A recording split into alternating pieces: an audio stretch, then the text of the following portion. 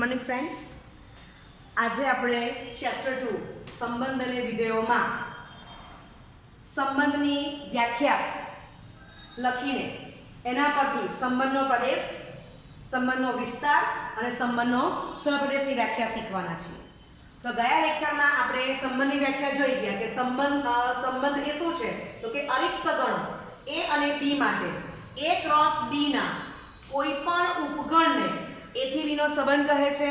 તો એને હું આમ લખી શકું કે માટે relation R is equal to A cross B is equal to છગડે કૌંસમાં A કોમા B કે જ્યાં A belongs to capital A, B belongs to capital B. Okay, હવે સંબંધને ઇંગ્લિશમાં રિલેશન કહેવાય એટલે એના ઉપરથી મેં R લખ્યો. તો સંબંધ ગુજરાતી શબ્દ પરથી આને હું S પણ લખી શકું. તો કેપિટલ S એટલે સંબંધ પરથી લખ્યું ગુજરાતી શબ્દ, કેપિટલ R રિલેશન ઇંગ્લિશ શબ્દ પરથી R લખ્યો અને એ કોણ છે A ક્રોસ B. ક્લિયર? ચાલો, હવે જો R એ A થી B પરનો સંબંધ હોય તો first capital R no Pradesh is equal to છગડે કૌંસમાં સ્મોલ a જ્યાં A comma B belongs to capital R. બરાબર છે? R કોણ છે A ક્રોસ B એટલે તમને ખબર કે R તે જ S છે. ઓકે, પ્રદેશને ઇંગ્લિશમાં ડોમેન કહેવાશે માટે હું શું લખી દઉં છું is equal two domain of capital R. ચાલો, હવે બીજો રિઝલ્ટ, બીજી વ્યાખ્યા. તો R નો વિસ્તાર ઇઝ ઇક્વલ ટુ છગડે કૌંસમાં સ્મોલ b કે જ્યાં ક્રમિક જોડમાં A comma B belongs to capital R is equal to A cross B. વિસ્તારને ઇંગ્લિશમાં રેન્જ કહેવાશે એટલે એને બીજું શું લખી શકાય રેન્જ ઓફ કેપિટલ R. બરાબર છે? R નો સહપ્રદેશ તો એ આપણને કોણ આપેલો છે કેપિટલ B. તો સહપ્રદેશને ઇંગ્લિશમાં શું કહેવાશે કોડોમેન માટે R નો સહપ્રદેશ is equal to capital B is equal to codomain of capital R. બરાબર છે? તો આ વ્યાખ્યા મેં એકદમ શોર્ટ ફોર્મમાં આપી દીધી છે. બુકમાં તમને વાક્યની સ્વરૂપે આપ્યું છે પણ આ ગાણિતિક સ્વરૂપે તમને યાદ રાખવાનું વધારે સરળ રહેશે. ઓકે, તો આપણે બુકની વ્યાખ્યા જોઈશું. કેપિટલ R એ A થી B નો સંબંધ હોય તો R ની પ્રત્યેક ક્રમિક જોડના પ્રથમ ઘટકથી બનતા ગણને કેપિટલ R નો પ્રદેશ કહે છે. અહીંયા આપણે ગાણિતિક સ્વરૂપે દર્શાવેલું છે. ચાલો, બીજું, જો કેપિટલ R એ A થી B નો સંબંધ હોય તો કેપિટલ R ની પ્રત્યેક ક્રમિક જોડના બીજા ઘટકથી બનતા ગણને કેપિટલ R નો વિસ્તાર કહે છે. આ વ્યાખ્યા ગાણિતિક સ્વરૂપે દર્શાવેલી છે. ઓકે, અને એક રિઝલ્ટ આપણે યાદ રાખવાનું છે કે કેપિટલ R નો વિસ્તાર ઉપગણ કેપિટલ R નો સહપ્રદેશ. બરાબર છે? ઓકે, હવે આપણે વેન આકૃતિ દ્વારા સમજીશું. ચાલો, આ તમારો ગણ કેપિટલ A, આ કેપિટલ B છે.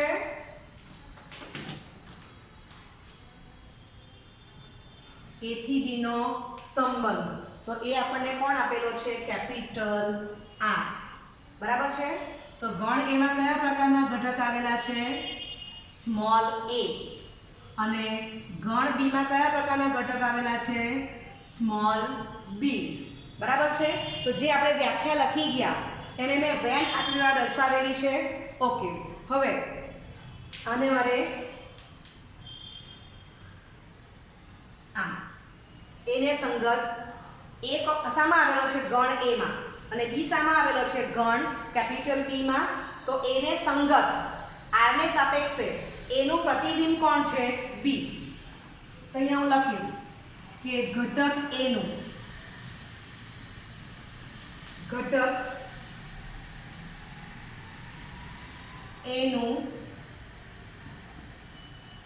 પ્રતિબિંબ સ્મોલ b છે. ઘટક B નું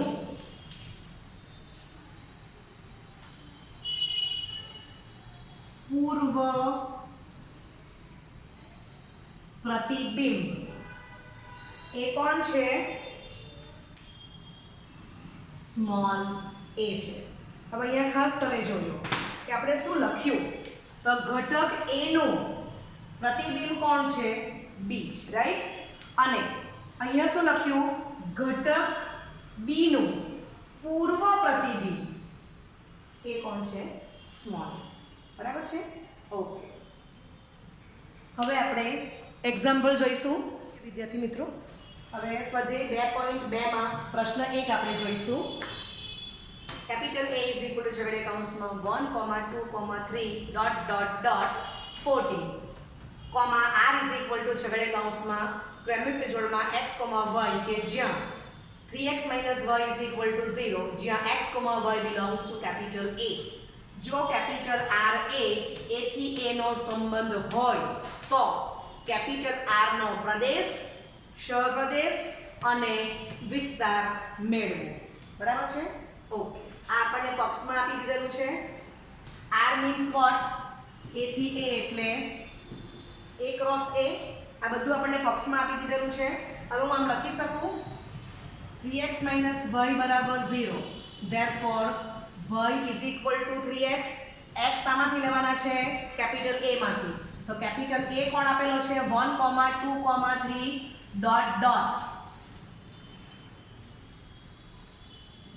.14, બરાબર છે. ઓકે, અને y પણ તમારે એમાંથી જ લેવાનો છે.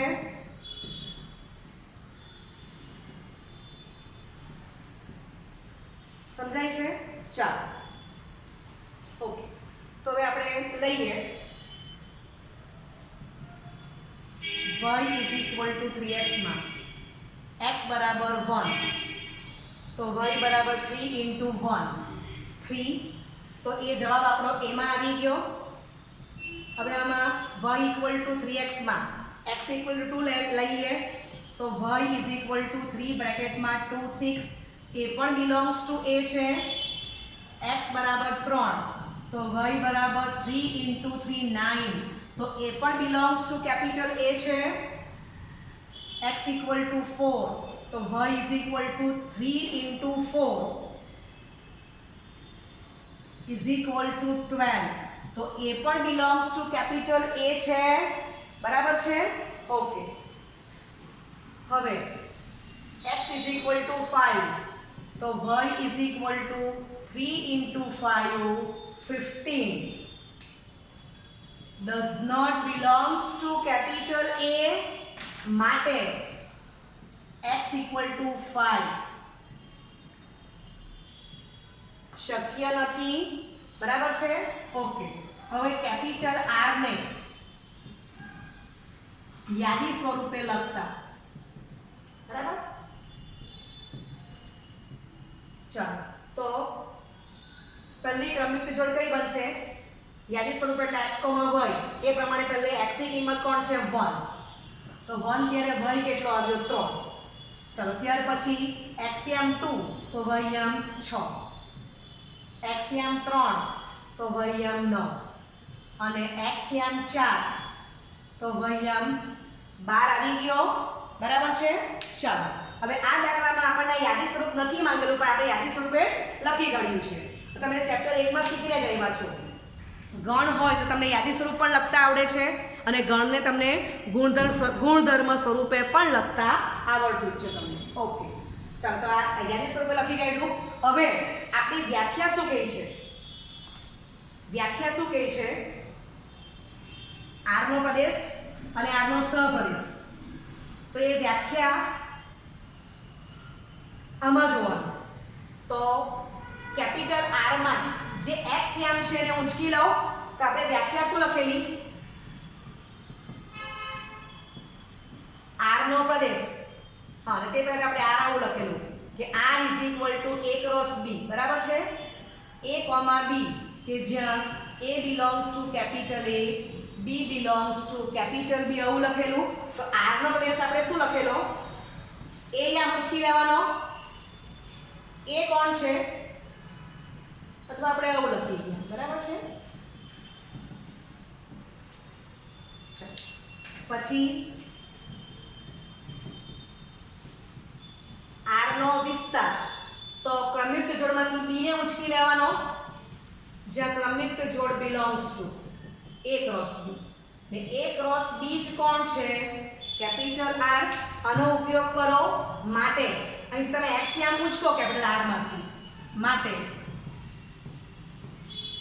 આર નો પ્રદેશ. ચલો તો એક્સિયામ તમારો કોણ છે? તો કે અહીંયા 1 છે, બીજી પેરમાં 2 છે, ત્રીજી પેરમાં 3 છે અને ચોથી પેરમાં 4 છે. ક્લિયર? 4.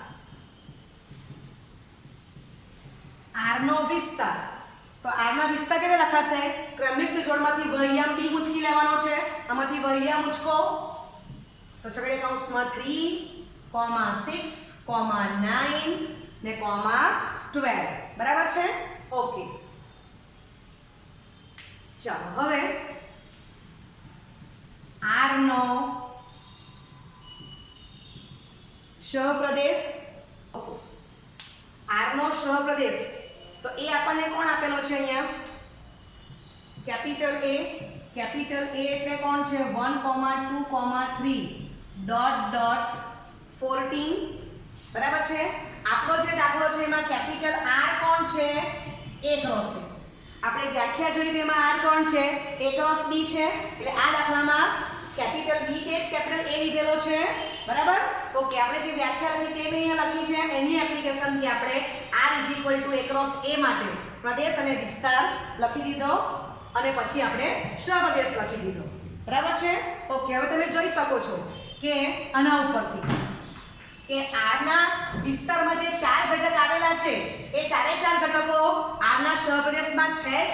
માટે હું આમ લખી શકું આર નો વિસ્તાર ઉપગણ કેપિટલ આર નો સહપ્રદેશ. રાઈટ? ઓકે. બીજો એક દાખલો કરીએ એટલે તમને વધારે ક્લિયર થશે કે પ્રદેશ, સહપ્રદેશ અને વિસ્તાર કેવી રીતે લખી શકાય. તેથી મિત્રો આપણે સ્વાધ્યાય 2.2 માં પ્રશ્ન 2 જોઈશું. કેપિટલ આર છગડીયા કૌંસમાં ક્રમિક જોડમાં x, y કે જ્યાં y x + 5, x એ 4 થી નાની પ્રાકૃતિક સંખ્યા છે. x, y belongs to capital N. થાય એ રીતે એક સંબંધ કેપિટલ N પર વ્યાખ્યાયિત છે. કેપિટલ આર ને યાદીની રીતે લખો. કેપિટલ આર નો પ્રદેશ તેમજ વિસ્તાર મેળવો. ચાલો તો બોક્સ મુજબ આપણે જે આપ્યું છે તે લખી દીધું છે. આર કોણ છે? n cross n. અને તમને ખબર છે કે n એટલે પ્રાકૃતિક સંખ્યાઓનો ગણ. પ્રાકૃતિક સંખ્યાઓના ગણમાં 1, 2, 3, 4 ડોટ ડોટ આવશે. પરંતુ આપણને અહીંયા શું કીધું છે?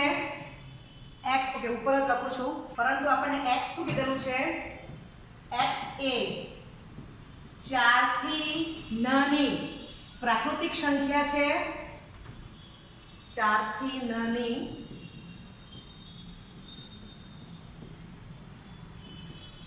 પ્રાકૃતિક સંખ્યા છે. ઇટ મીન્સ કે x less than 4 and x belongs to capital N જોવાનું છે.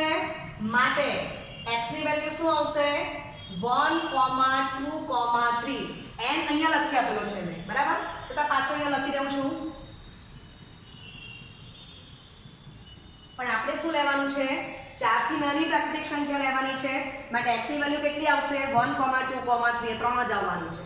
ચાલો હવે આપણે જે સંબંધ આપ્યો છે એના પરથી હું આટલું લખી લઉં.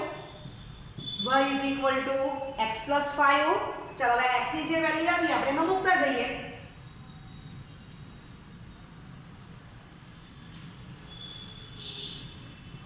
માં x = 1, 2, 3 લેતા. ચાલો x = 1 તો y = 1 + 5 6. x = 2 તો y = 2 + 5 7 થશે. અને x = 3 તો y = 3 + 5 8 થશે. બરાબર છે? ઓકે. હવે કેપિટલ આર ને યાદી સ્વરૂપે લખતા કેપિટલ આર છગડીયા કૌંસમાં x યામ 1 ત્યારે y યામ કેટલા આવ્યા 6. પછી બીજી ક્રમયુક્તમાં x યામ 2 તો y યામ કેટલા આવી ગયા 7. ત્રીજી ક્રમયુક્તમાં x યામ 3 તો y યામ કેટલા આવી ગયા 8. બરાબર છે. તો યાદી સ્વરૂપ થઈ ગયું. ચાલો હવે આપણને વ્યાખ્યા ખબર જ છે કે આ r માંથી x યામને ઉંચકી લઈએ તો r નો પ્રદેશ મળશે. ઉપર જ લખું છું માટે capital R no Pradesh is equal two x યામ ઉંચકી લો 1, 2, 3. ચાલો કેપિટલ R માંથી y યામ ઉંચકી લો એટલે r નો વિસ્તાર થશે. તો છગડે કૌંસમાં 6, 7, 8 બરાબર. અને r નો શ પ્રદેશ એ આપણને કેટલો આપેલો છે? r નો શ પ્રદેશ કેપિટલ N આપેલો છે. સમજાય છે? આ પણ આપણે એક એક્સ્ટ્રા કરી લઈએ છીએ. આટલું આપણે એક્સ્ટ્રા શોધી કાઢ્યું છે. તો તમે આ દાખલામાં પણ જોઈ શકો છો કે r ના વિસ્તારમાં જે 3 ઘટક છે એ r ના સહપ્રદેશમાં આવેલા જ છે. માટે r નો વિસ્તાર ઉપગણ r નો સહપ્રદેશ. તો તે 2.2 નો પ્રશ્ન 4 જોઈશું. નીચેની આકૃતિમાં p થી q નો સંબંધ દર્શાવેલ છે. આ સંબંધને એક ગુણધર્મની રીતે, બીજો યાદીની રીતે લખો. એનો પ્રદેશ અને એનો વિસ્તાર શું થશે? ચાલો તો તમે અહીંયા જોઈ શકો છો કે આપણે કેપિટલ P કોણ આપેલો છે? આગળ આપણે દર્શાવેલી છે. એમાં ઘટક કયા આવેલા છે? 5, 6, 7. કેપિટલ Q માં કયા ઘટક આવેલા છે? તો 3, 4, 5. હવે તમે અહીંથી અભ્યાસ કરો કે અહીંયા x યામ 5 છે તો અહીંયા x યામ 3 છે, આમાં 6 છે તો આમાં 4 છે, આમાં 7 તો આમાં 5 છે. તો આપણને એટલું સમજાય કે આ તમારો x યામ 5 ત્યારે y યામ 3. તો હું આમ લખી શકું કે y ઇઝ ઇક્વલ ટુ 3 + 2 તો 5 થશે. બરાબર છે ને? હું x નામ આપી શકું. ક્લિયર? માટે હું શું લખી શકું? x is equal to y + 2 આમ લખાશે. 3 + 2 કરું તો 5 થાય ને તો x લખાશે. બરાબર છે? આ +2 છે ને આ કોણ છે? મારો y યામ છે. એટલે આના પરથી મને એટલી સમજ પડે કે capital P is equal to છગડે કૌંસમાં ક્રમયુક્ત જોડમાં x, y કે જ્યાં x is equal to y + 2. x belongs to capital P, y belongs to capital Q. તો આ તમારું કોણ થઈ ગયું? જે ગુણધર્મની રીત દર્શાવે છે. ચાલો હવે એને જ આપણે યાદી સ્વરૂપે લખવાનું છે. તો અહીં તો કેલ્ક્યુલેશન કરેલું જ છે. એમ તો ગુણધર્મમાં આપણે કિંમત મૂકતા જવાનું છે. તો માટે યાદી સ્વરૂપે શું થશે? તો કે ક્રમયુક્ત જોડમાં 5, 3, ક્રમયુક્ત જોડમાં 6, 4, ક્રમયુક્ત જોડમાં 7, 5. ચાલો હવે r નો પ્રદેશ તો ક્રમયુક્ત જોડમાંથી x યામને ઉંચકી લો એટલે એ કોણ છે? કેપિટલ P છે. અને r નો વિસ્તાર તો ક્રમિક જોડમાંથી y યામ ઉંચકી લો તો 3, 4, 5 તે કોણ છે? કેપિટલ Q જ છે. બરાબર. અને વધારામાં r નો સહપ્રદેશ તો એ પણ કેપિટલ Q છે. તો અહીંયા શું આવી ગયો? r નો વિસ્તાર ઇઝ ઇક્વલ ટુ r નો સહપ્રદેશ. અને એટલે આનો અર્થ તો આમ થાય જ કે માટે r નો વિસ્તાર ઉપગણ r નો સહપ્રદેશ. બરાબર. ઉપગણ તો છે જ પણ બંનેના ઘટકો બધા સરખા છે, વિસ્તાર અને સહપ્રદેશ. ઓકે. તો હું આશા રાખું છું કે આ 3 દાખલા પરથી તમને યાદીની રીત, ગુણધર્મની રીત, r નો પ્રદેશ, r નો સહપ્રદેશ અને r નો વિસ્તાર શોધતા આવડી ગયું છે. Thank you very much.